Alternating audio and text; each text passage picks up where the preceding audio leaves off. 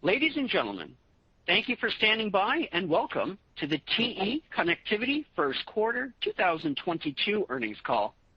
At this time, all lines are in a listen-only mode. Later, we will conduct a question-and-answer session. If you would like to ask a question, simply press star, then the number 1 on your telephone keypad. As a reminder, today's call is being recorded. I would now like to turn the conference over to your host, Vice President of Investor Relations, Sujal Shah. Please go ahead. Good morning, and thank you for joining our conference call to discuss TE Connectivity's first quarter 2022 results. With me today are Chief Executive Officer Terrence Curtin and Chief Financial Officer Heath Mitts. During this call, we will be providing certain forward-looking information, and we ask you to review the forward-looking cautionary statements included in today's press release. In addition, we will use certain non-GAAP measures in our discussion this morning. We ask you to review the sections of our press release and the accompanying slide presentation that address the use of these items. The press release and related tables, along with the slide presentation, can be found on the Investor Relations portion of our website at te.com. Due to the large number of participants on the Q&A portion of today's call, we are asking everyone to limit themselves to one question. We are willing to take follow-up questions, but ask that you rejoin the queue if you have a second question. Now, let me turn the call over to Terrence for opening comments. Yeah, thank you, Sujal, and also thank you, everyone, for joining us today to cover our results for our first quarter, along with our outlook for the second quarter of our fiscal 2022. As I normally do, and before Heath and I take you through the slides, I want to provide some key takeaways that frame our performance relative to the broader environment that we continue to operate in. Our results represent a strong start to our fiscal year in a world that continues to have challenges. Our first quarter builds upon the strong momentum that we demonstrated throughout our fiscal 2021, and things are playing out as we expected, including the outlook for our markets. We also continue to be excited about the growth opportunities where we have positioned TE around, as well as the strong operational performance of our teams to expand margins and drive earnings and cash flow growth as we go forward. In our first quarter, we delivered strong results in each segment. On a year-over-year basis in quarter one, we delivered sales growth of 8% and adjusted earnings per share growth of 20%, along with operating margins of 18.6%, which are up 90 basis points over last year. On an EPS perspective, our adjusted earnings per share of $1.76 was a record for our first quarter. The demand environment also continues to be strong, as evidenced by the orders that we'll talk about, and our orders remained above $4 billion in the quarter. And what you'll see is this reflects strength across many of our end markets and provides a positive indicator of ongoing future growth. What we like about our performance in the first quarter is that it continues to demonstrate the strength and diversity of our portfolio. Our industrial and communication segments grew over 20% and 40% respectively, more than offsetting expected impact from the mid-teen auto production declines that impacted our transportation segment. Also, you continue to see in our results the benefits of where we strategically positioned our engineering investments around certain secular trends. This is generating market outperformance in each of our segments as a result of this positioning. The content story growth is real, and we continue to benefit from our leading position in electric vehicles, factory automation, as well as cloud applications. 20% of our auto sales are now driven by hybrid and electric vehicles, and we continue to see ongoing content growth in auto around electronification across both electric and combustion engine platforms. We are also generating content outperformance from automation and an Internet of Things in manufacturing, and higher speeds and greater efficiency in the data center. And also, throughout today's presentation, I think it's going to show our teams continue to execute well in a challenging supply chain environment, and is clearly reflected on our first quarter results as well as our second quarter guidance. We are also pleased that we continue to generate performance that is in line with our long-term business model goals. And our first quarter results, when you look with our second quarter guidance, imply a first half growth of 5% growth in sales and 13% growth in adjusted EPS versus the first half of last year, along with continued margin expansion.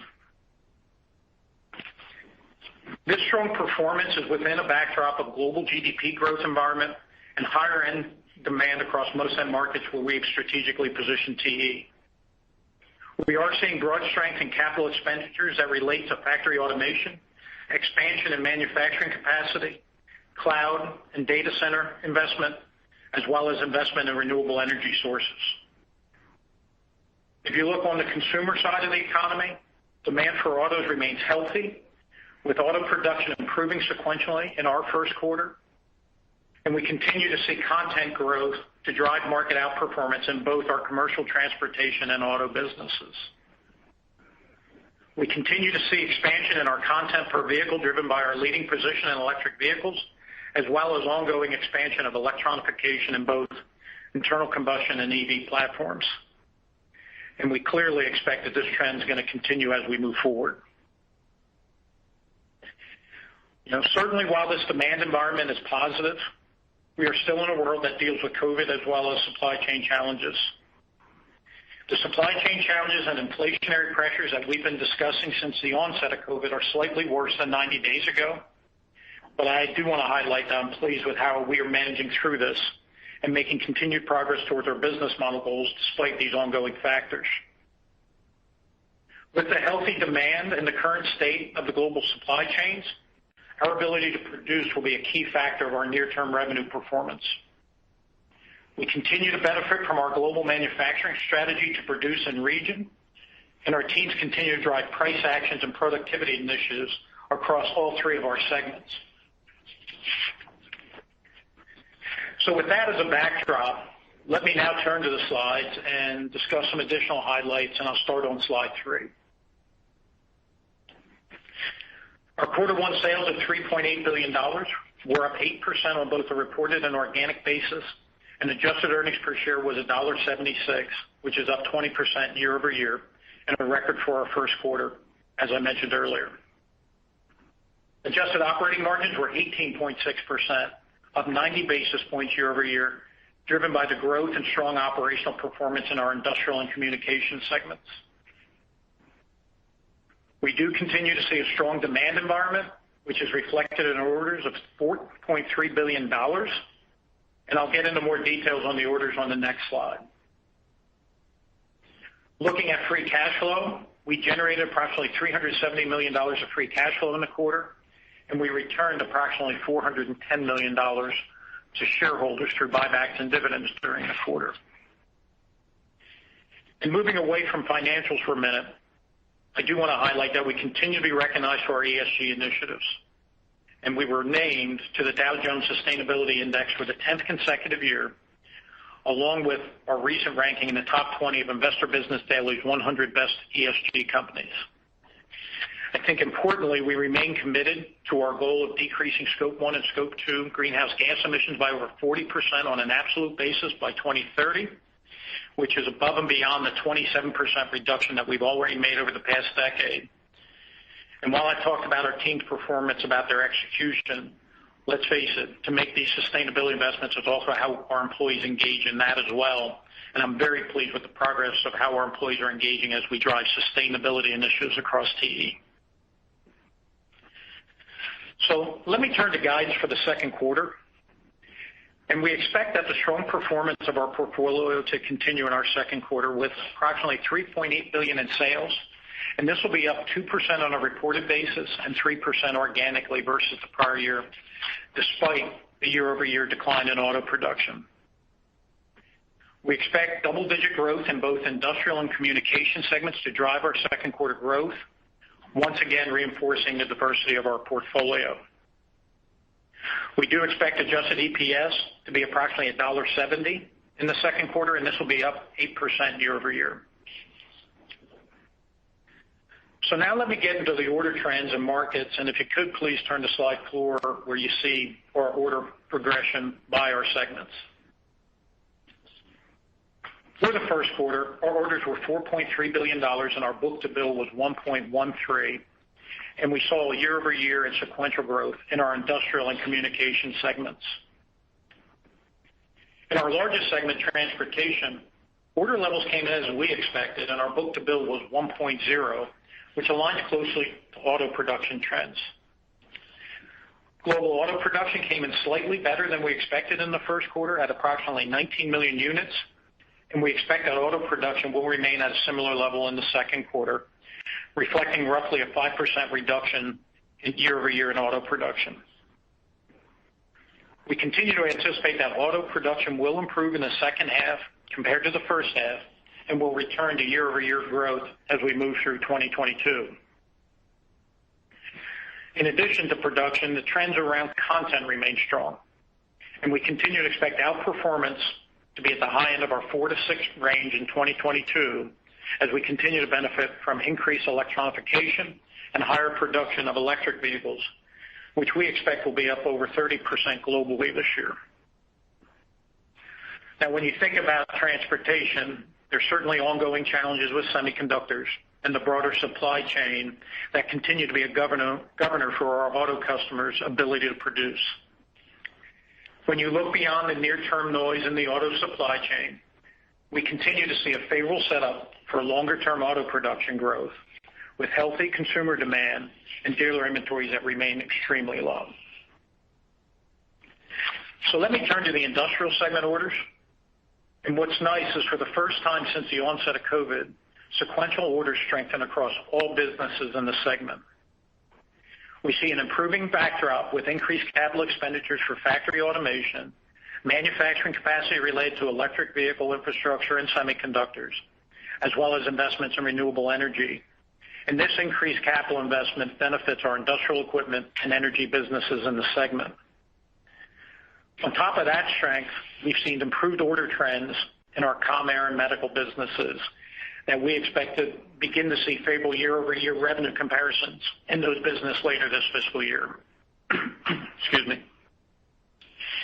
If you look at our communication segment, our order growth in the first quarter was driven entirely by our data and devices business and reflects an increased outlook for cloud capital expenditures, as well as our ongoing share momentum.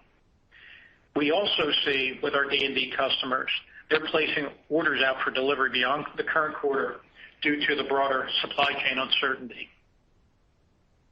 While we continue to see favorable end market trends in D&D, we are seeing a moderation of the appliance market as we expected, particularly in China, and we would expect softening in the appliance market from the first half to the second half of our fiscal year. With that overview of orders and markets by the segments, let me add some color on what we're seeing organically from a geographic perspective, and I'll start on a sequential basis. In Asia Pacific, and I'll exclude China here, those orders were up 18%, while in China, our orders were up 4% sequentially. And outside of Asia, our orders were essentially flat sequentially. On a year-over-year basis, organically again, Asia Pacific excluding China orders were up 18%. North America and China orders were up 17% and 2% respectively, and we saw a slight decline in Europe of approximately 4%.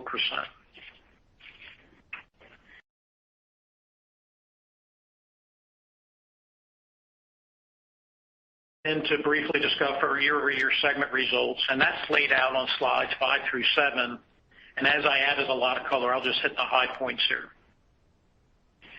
In transportation, our sales were down 2% organically year-over-year, with declines in auto partially offset by growth in commercial transportation and sensors. Our auto business declined 6% organically versus auto production declines that were in the mid-teens. Once again, you see the separation of our sales performance versus the market due to the content growth. TE's technology and products are enabling high-voltage architectures and applications with every leading customer, and 20% of our sales are now driven by hybrid and electric vehicle platforms.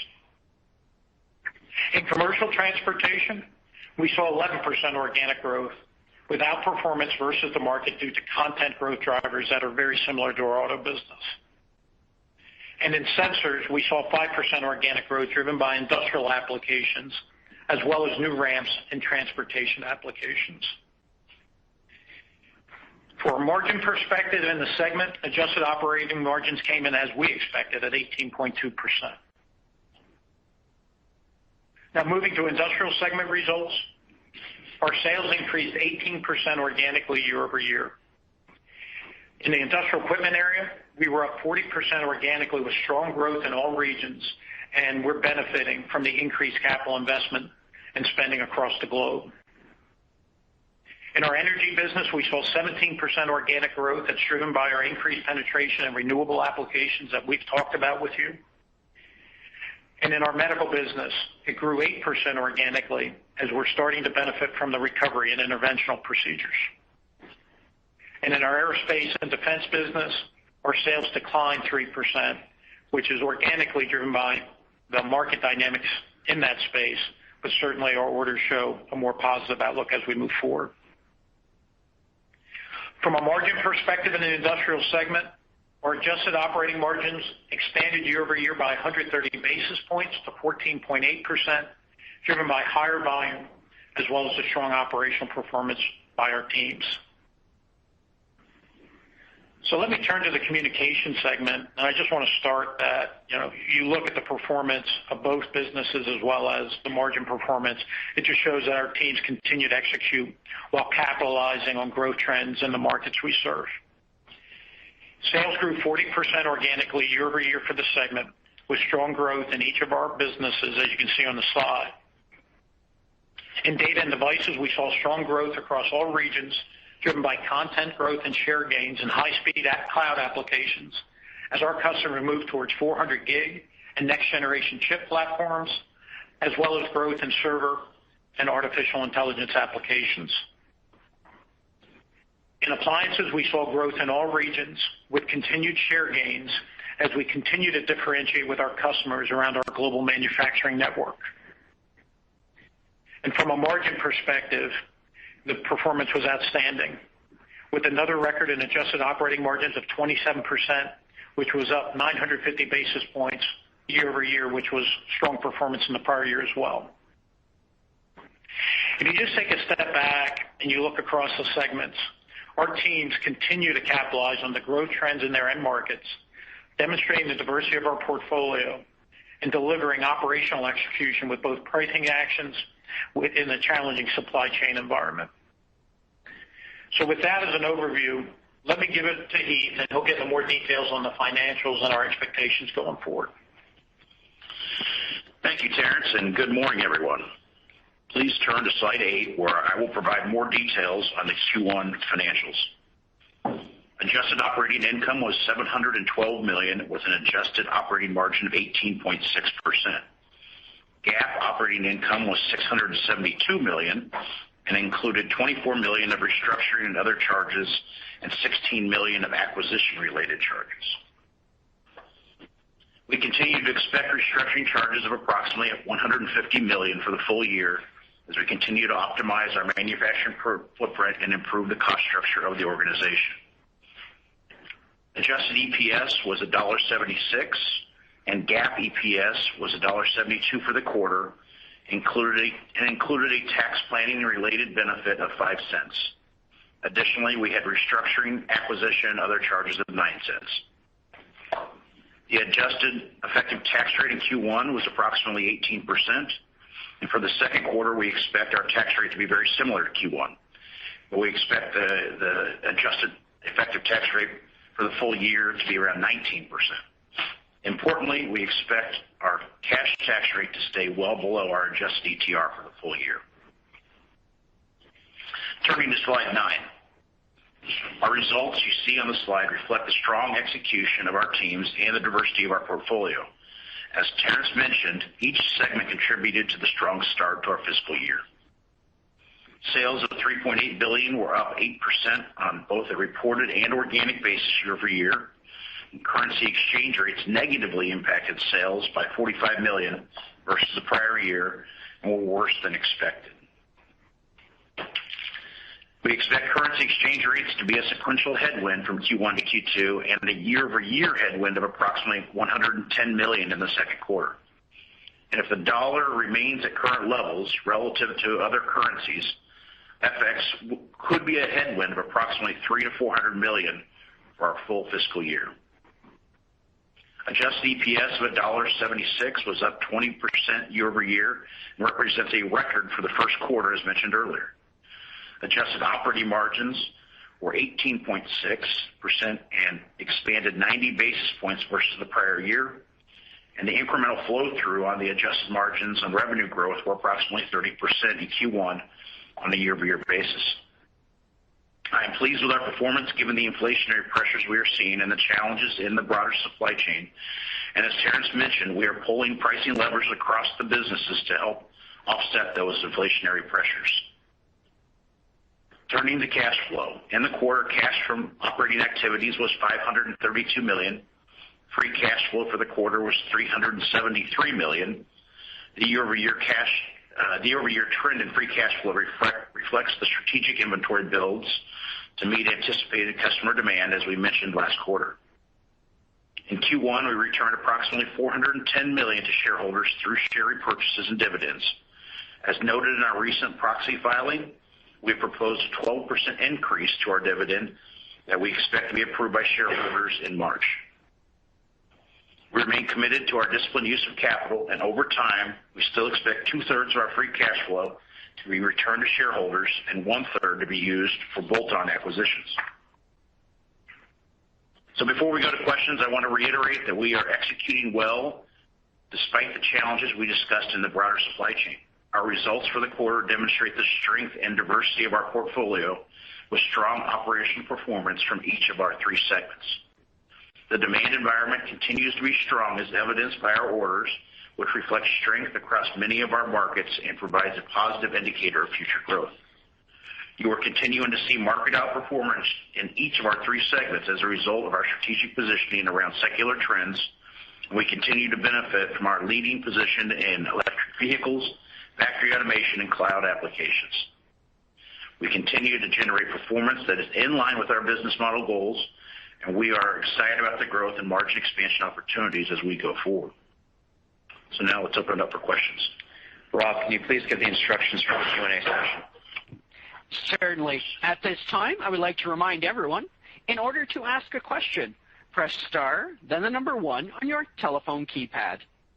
In order to have time for all questions, each participant is limited to one question. If you would like to ask a follow-up question, please press star 1 again to return to the queue. And your first question comes from the line of David Kelley from Jefferies. Your line is open. Hi, good morning, Terrence, and thanks for taking my question. Maybe starting with the orders, and would appreciate all the color there. Industrials, communications clearly accelerated, and transportation softened. Can you just talk about how you're thinking about the order implications for revenues go forward, and maybe how we should think about some of the supply chain dynamics impacts on those orders as well? Yeah, thanks, David, and good morning. I think first off, you're exactly right. Orders accelerated, and I said in my comments, we expected orders in automotive to step down, and even last quarter when we talked to you, we had extreme content outperformance in the fourth quarter that we knew that the supply chain was going to be a little bit ahead and some inventory was out there. So the orders coming in as we expected, we really like in transportation. And to your point, where we saw the reacceleration was very much the broad acceleration in industrial and the D&D acceleration that I mentioned. So when you take that we see the reacceleration and tie into trends like we all see around capital spending in industrial as well as comm air and medical accelerating for the first time, really during COVID, sort of gets into the broad industrial cycle spending that we see. And in communications, I think what it portends to, we sort of have a tale of two cities there. We have D&D that stays very strong. Cloud CapEx actually has moved up a little bit, but I would also say our teams are winning bigger share programs around some of the applications I talked about. I think you can expect that D&D is going to be strong, and we do expect our appliance businesses to step down in the second half of the year versus the first half of the year that I think we telegraphed just as that gets to a more normal cycle. So feel that the order reduction in automotive is very natural. The book-to-bill being closer to 1 is more natural. And I would also say, as we look at some of the more predictability of what we're seeing out of our customers, it does set up to, it feels like around this 19 million units can be a baseline to grow off of. So it was nice to see automotive production go from 16 million units in our fourth quarter up to 19 in our first quarter. And it feels like as the supply chain gets a little better, it has potential to move up as we move through the year and return to production growth. So, net, I actually think it plays out very well for how we think about how the year can continue to improve and the demand environment stays strong very broadly, and also it's very global, as I said in my comments by region. Okay, thank you, David. We have the next question, please. Our next question comes from the line of Amit Daryanani from Evercore. Your line is open. Thanks a lot, and good morning, everyone. The question really is on the EPS performance, and there's a fair bit of moving parts here, but I was wondering if you could perhaps put some context around the EPS performance we're seeing. Specifically, if you could talk about what really drove the beat in December quarter from your perspective would be helpful. And then as I think about March quarter, you're talking about EPS being flat, but maybe just talk about what are the puts and takes there as well. Thanks, Amit. This is Heath. I'll take that. Listen, we were pleased with our results, and if you recall what our guide was for the quarter going into the December quarter, we ended up beating on the top line by a bit more than $100 million, and that was largely driven by the higher auto production numbers that Terrence just referred to relative to our guide. So we were pleased with that, and we were pleased to see the flow through on that incremental revenue. In terms of the Q2, listen, largely the top line is going to be flat sequentially as we anticipated. We expect auto production to stay roughly flat at roughly that 19 million units. There is some things in terms of the strengthening dollar that work against us in terms of a sequential headwind with foreign exchange. And then if you look at the segments, we think industrial will improve modestly, but we do see communications coming down a tad sequentially, mainly due to appliances, as Terrence referenced in his prepared remarks. So, from an EPS perspective, we don't expect to see our communications business to stay at 27%.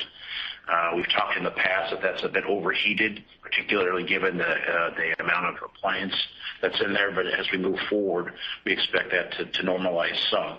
And then there's some non-operational impacts, foreign exchange and tax rate or headwinds sequentially. So I think, when we look at it, it looks like a very similar quarter minus some of those operational things with some puts and takes on the top line.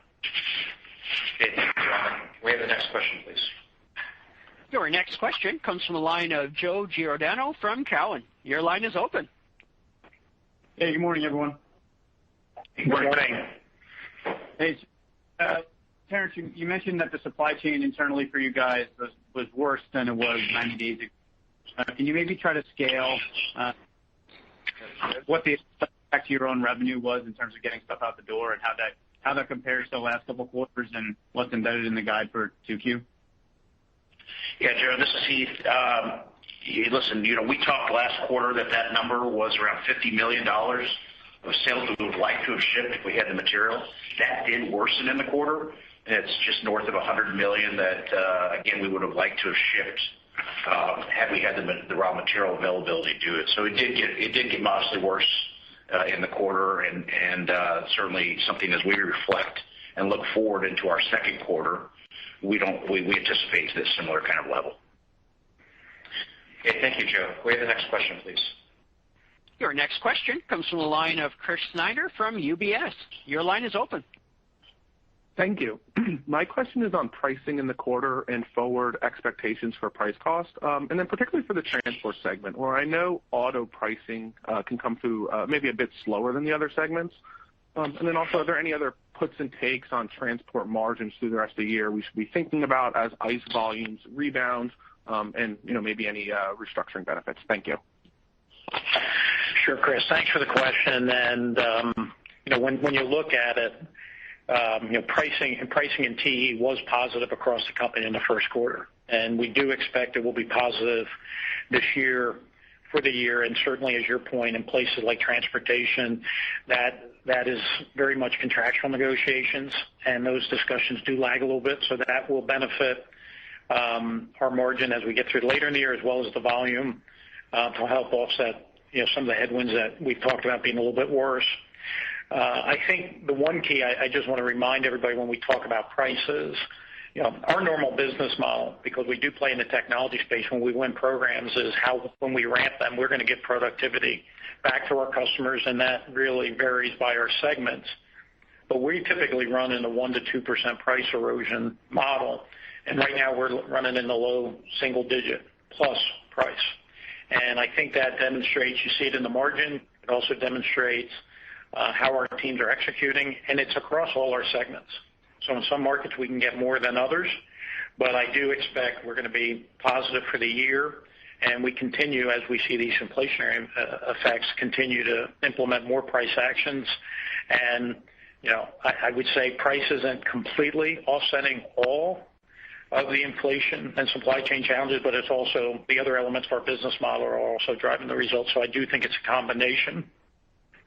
And to the second part of your question on automotive, I think the one thing that we're going to continue to see is as volume moves up, you're going to continue to see that benefit. Certainly, we continue to have some of the restructuring elements that Heath talked about, and then you're also going to have some of those price elements coming in, with the headwind really being the inflationary things that I think everybody's dealing with, and I don't think we're any different. So hopefully that frames those couple questions for you. Thanks, Chris. Thank you, Chris. Can we have the next question, please? Your next question comes from the line of Wamsi Mohan from Bank of America. Your line is open. Yes, thank you.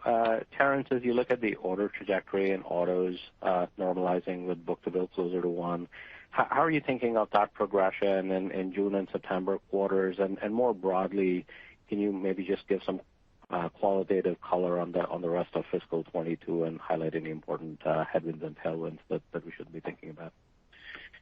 Yeah, Wamsi, thanks for the question. And I have to start with, we aren't giving guidance for the year, certainly the environment that we've been in. But I think some of the color I gave on the slides and the orders is, we do expect with the order trends we've seen some markets accelerate that haven't accelerated in a long time, like comm, air, and medical. We also see auto, turning the corner in production. And certainly we have to see that come to fruition later in the year, but it feels better than where we were 6 months ago.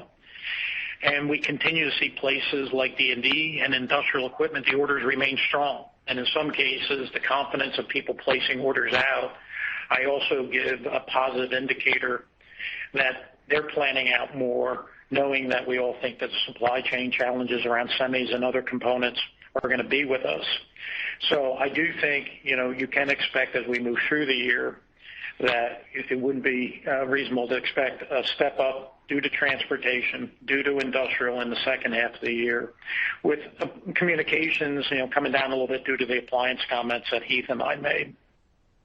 I think when you think about beyond the businesses, I think the one headwind that Heath talked about was, the dollar strengthening is a headwind for us year over year. It actually accelerated, so sequentially we're feeling it. But on a year-over-year basis, to our growth, that's going to be about a $300 to $400 million headwind on currency exchange on a full year basis that I do think as you model, you want to keep in front of yourself. Okay, thank you, Wamsi. Can we have the next question, please? Your next question comes from the line of William Stein from Truist Securities. Your line is open. Thanks. Thanks, guys, for taking my question. I'm hoping you can help us better understand the dynamics, maybe one level deeper in the automotive end market. I think a legitimate fear that investors might have is that in the last year, as there have been shortages, we've seen the OEMs sort of shift their mix to the most, let's say, the highest profit margin models, which are the higher end models and the higher end trims within the models. I'm wondering if you have visibility into what that trend might be this year as supply availability comes on. Is it going to be enough to cause mix to shift back towards more economical models? And then similarly, the mix between EVs and internal combustion engines, do you expect that to continue sort of this similar mix favoring EVs during this year as well, similar to what we saw last year? Yeah, so you have about 3 questions in your one question, so that's pretty creative, Will, so I appreciate that. So let's talk about content overall, I think, and then I'll try to click into some of your sub-questions. I think the first thing we have to keep in perspective is where is auto production versus where's our revenue back to pre-COVID. Auto production is still off 10% globally, and our revenue is up well above 10%. So when it comes to content, we feel very good about our content, and I think you've seen that content outperformance. Now, over this period, you mentioned some, but there's also been the supply chain dynamic. And, every quarter, I know everybody wants us to be right on top of our range, and sometimes we're above and beyond. But we feel good about the 6 points of overperformance this year, including supply chain normalization that we were very transparent with you last year. We probably got some extra revenue last year as supply chains were trying to get back to normalization, people secure inventory. And I think even you look at our first quarter, where production went from 16 million to 19 million units, our revenue was flat. And it really was some of that supply chain excess got sucked up. And we think you're going to see that as we get back to normalization. So that'll be a little bit of a headwind. But when you think about what OEMs are building, they are prioritizing. First, I would say it's not mix and trim, it's electric vehicles. There's demand for the electric vehicles. They're trying to keep up on that growth. And in certain parts of the world, there's regulatory conditions that they get penalized if they don't get these electric vehicles out. So I think one of the things, first off, is I've talked about the growth of electric vehicles. It's clear our content is, growth. It's 2x in an electric vehicle. That has not changed. And, we're benefiting from that. And as electric vehicles continue to accelerate, we'll continue to get the benefit of that. We have also seen, and as I talked about last quarter, we do benefit from features as well as increased electronics on a combustion engine too. So our content continues to increase on combustion engines, not just electric vehicle.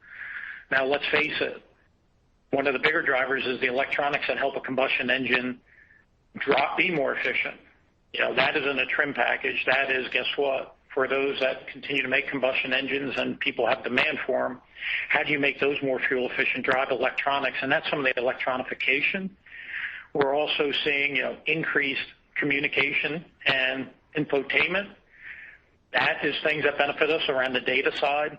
And certainly, if OEMs can add features that customers pay for, we always get those trim plus or minus, but that's not new. They're doing what they can. So I would tell you when we think about content, how we stepped up, I think it's clear where our content position is.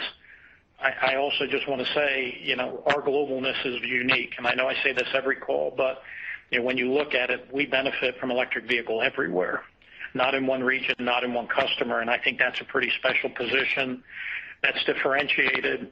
And we feel very good about the 6 points of outperformance we're going to get this year. But in a certain quarter, you can get elements of supply chain. So I would just ask everybody, when you see overperformance or underperformance, please don't overreact to it, because supply chain has been very dynamic as auto production is trying to get to a more normal level. And let's face it, hopefully get up past the supply chain crisis and get much higher than where we are here. Okay, thank you, Will. Can we have the next question, please? Your next question comes from the line of Mark Delaney from Goldman Sachs. Your line is open. Yes, thanks very much for taking the question. I was hoping to also ask on the transportation segment and specifically around the bookings. You commented lower production was a factor in the bookings reduction as well as a degree of inventory. Could you comment if you think you can hold this level of absolute bookings in transportation and maybe even build off of it from here, or is there the potential for bookings to need to step down sequentially, given some of that inventory that may still be out there? Thank you.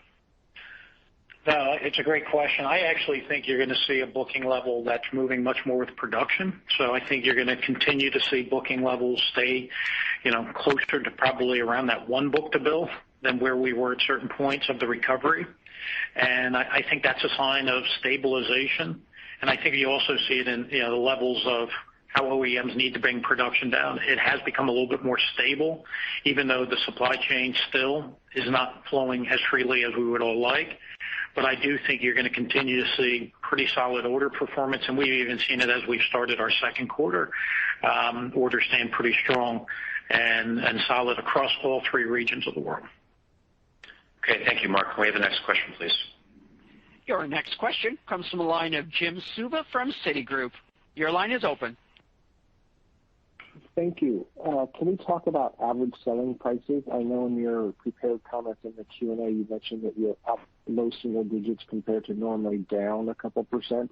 Was that specifically towards transportation or across your entire portfolio? Because I'm curious about, is there a difference in transportation, say, versus industrial and other end markets, and those ASPs, are they changed contracts of now they're long term and you have visibility with it, or is it more just some adders for like supply chain inefficiencies or higher copper costs? If we could talk some more about ASPs. Thank you. Sure, Jim, and good morning. First off, when you think about the pricing, and you captured it right, we are up low single digits on the pricing side, and in CS and IS, about half of that goes through distribution. So we've been raising prices since last January, and that'll continue. Certainly, that impacts the smaller customers. When you get into the larger customers, whether it's CS, IS, or TS, they are more contractual agreements. So in places like auto, they will be later. But I would tell you pricing is across all three segments. It is connected to the headwinds and inflation we feel in the different products across the segments. And in different segments, in some cases, it's full recovery. In other cases, it's partial. And it is elements of, do we have some adders, but also in those that are contractual, it's probably more pure price. So it reflects the diversity of the markets we serve. I'm pleased with the progress we have to date. And, in some cases where they're contractual, they'll come in a little bit later in the year than where we have in places like the channel that are pretty much within 3 months and more transactional. Okay, thank you, Jim. Can we have the next question, please? Your next question comes from the line of Scott Davis from Melius Research. Your line is open. Good morning, guys. Morning, Scott. Morning. I don't want to beat a dead horse, and this has been asked in a couple different ways, but the integrity of orders, most people focus kind of on auto. What about the non-auto end markets? Are there notable inventory builds that you see? If you had to put some customers on kind of allocation, thinking kind of medical where guys are scrambling around trying to get components and stuff in particular, but I'm sure there's other end markets too where there's perhaps customers that aren't used to not being able to get what they want when they want, if you know what I mean. So maybe a little bit of color around that be helpful. Thanks. Yeah, hey, Scott. I'm going to focus around IS and CS to your question. The one element that we've seen when you look at these orders is, I think, first off being, we don't see inventory building up. And let's take, in those two segments, a big part of our business goes through distribution. Our distributors are probably where they typically run 180 days at any time. They're only at 150 days, and certainly they would like to get to 180 days, and we have not been able to get them up to 180 days. So their inventory levels are still below, from a turn and a velocity, below pre-COVID. And certainly they're trying to fill a role that they normally play. When you look at, the larger customers, what we see is a scheduling out. I think a recognition that, the supply chain is going to remain tight. And for those places where, we typically would have had businesses where more orders would come in the current quarter and go out, we see our customers scheduling out and out orders. And, we see that in data and devices. I think that's an element of, as well as industrial equipment, those that we've seen extreme strength. You see our customers planning way out beyond the current quarter, beyond 2 quarters. And I think in some cases they're looking at certain other components like semiconductors that in some cases you have lead times that are 50 weeks. That used to be 26 weeks. And they're making sure and doing better planning to plan out around the long tent and the pole. So you see that in the orders in industrial equipment. You see that in data and devices. And then in those markets that are just recovering, like medical, like ComAir, I would tell you they're just starting to move forward after there's been inventory work off in both of those markets. Those markets got hit hard. Certainly there was excess inventory in the supply chain. For those that follow ComAir, Boeing and Airbus builds have been known, but what we like to see is that our orders are finally showing some of the elements to make sure we can pick up. So I still think there's a couple markets that I think we could see further acceleration of orders as we move through the year. And they don't feel elevated at all yet, but they show initial signs of strengthening. So I hope, Scott, that gives you some color across the different industries we play, especially in IS and CS, since I did talk a lot about TS already in the transportation space. All right. Thank you, Scott. Can we have the next question, please? Your next question comes from the line of Samik Chatterjee from J.P. Morgan. Your line is open. Hello. This is Manmohan Singh on for Samik Chatterjee. Thanks for taking my question. So I just wanted to ask, you said that orders were down in Europe. Can you please help us understand what exactly is driving this trend in Europe particularly? Thank you. Yeah, in the Europe orders, that decline that we talked about was very concentrated around automotive. So, when you look at automotive, that drove the decline. In the industrial space, as well as in our communications markets, which are smaller there, we had very strong growth. But European automotive is an important position for us. It's certainly our leading business in Europe, and those orders were soft in the quarter, and that drove the decline. Okay, thank you. Can we have the next question, please? Our next question comes from the line of Joseph Spak from RBC Capital. Your line is open. Thank you. Good morning. I wanted to ask about your strategic inventory build. Is that something you'd expect to work off over these coming quarters, or do you still need to do more there? Or, just given the general sort of supply chain uncertainty, do you expect your inventory levels to remain at higher levels than prior, at least until we have a little bit of easing in those supply chains? Yeah, and Joe, this is Heath. So most of our strategic inventory build has come in the transportation space around automotive and commercial transportation, where, as you recall, we built up quite an order base last fiscal year, and even as things normalize back to a book-to-bill, there's still a very healthy backlog to work down. And so some of that is how our customers are scheduling activity and our ability to get ahead of that, so that when we see their ramps, that we're going to be there and not going to cause them any part shortages. In terms of timing, some of that is going to be tied to auto production recovery. I could see this starting to moderate in terms of the inventory levels as we work our way through and get into the second half of our fiscal year. And that's something to stay tuned. But it really builds on the confidence of what we have, what our customers are telling us, and how they're scheduling things out.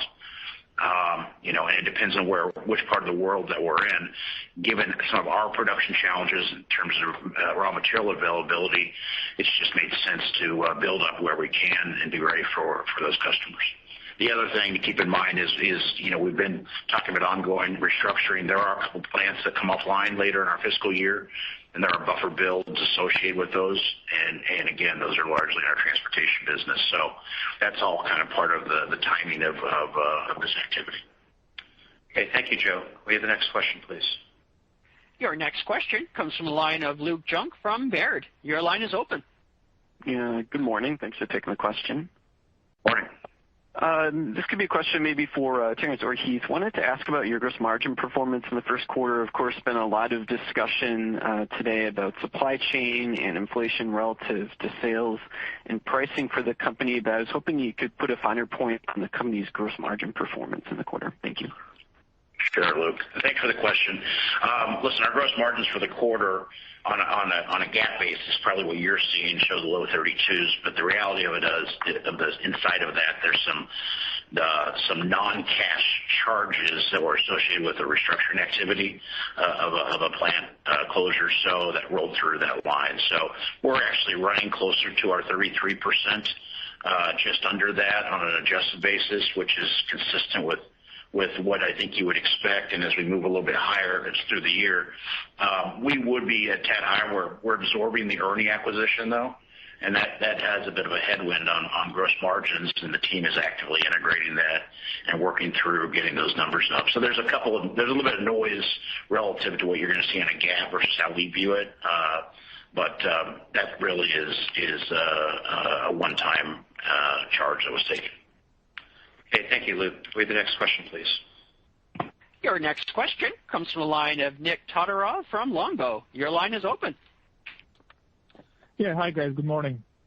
Good morning. Question, I wanted to double click and maybe clarify the 6% content outgrowth you're expecting for fiscal year 22 in auto.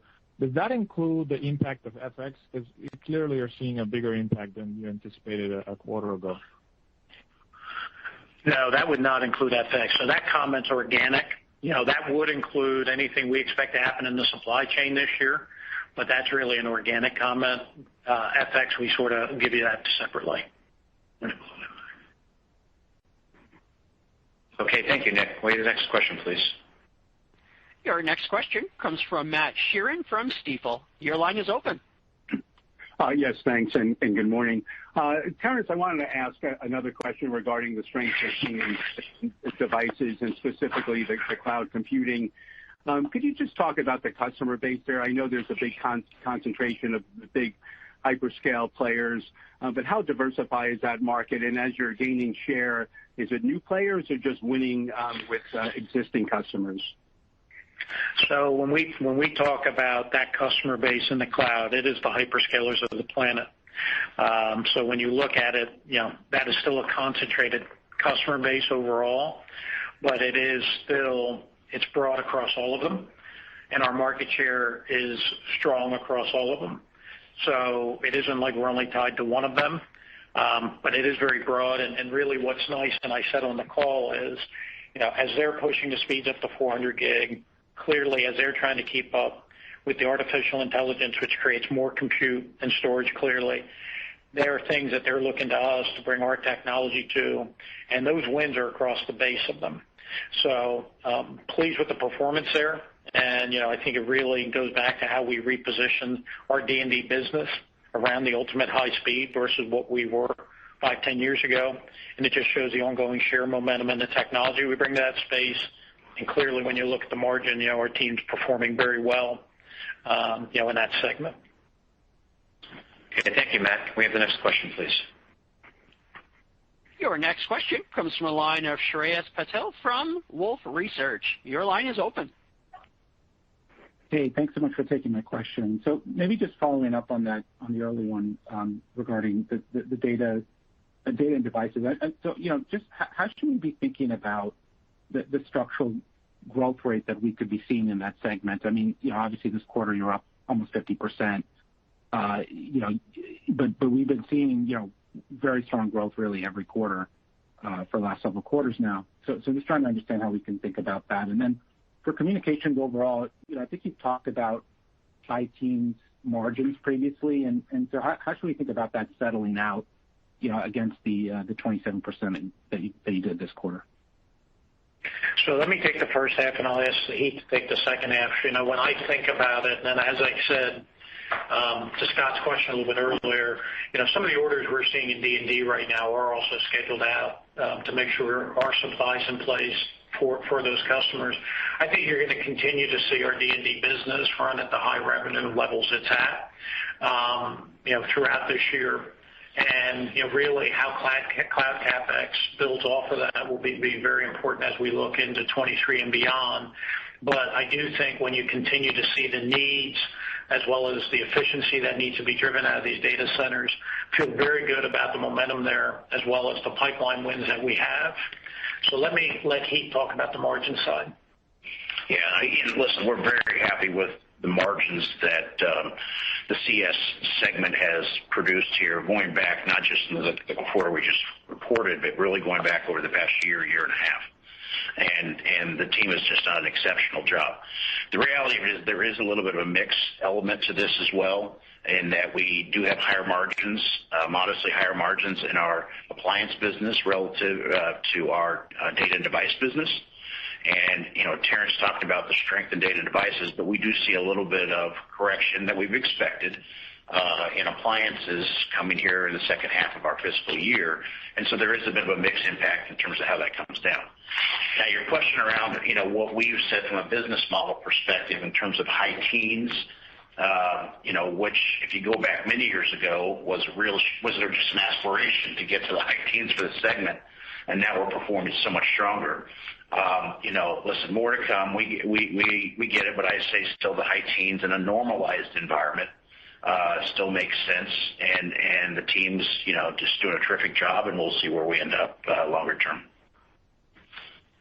Okay, thank you, Shreyas. It looks like we have no further questions, so I want to thank everyone for joining us this morning. If you do have any questions, please contact Investor Relations at TE. Thank you, and have a great morning. Ladies and gentlemen, your conference will be made available for replay beginning at 11:30 a.m. Eastern Time today, January 26th, on the Investor Relations portion of TE Connectivity's website. That will conclude your conference for today.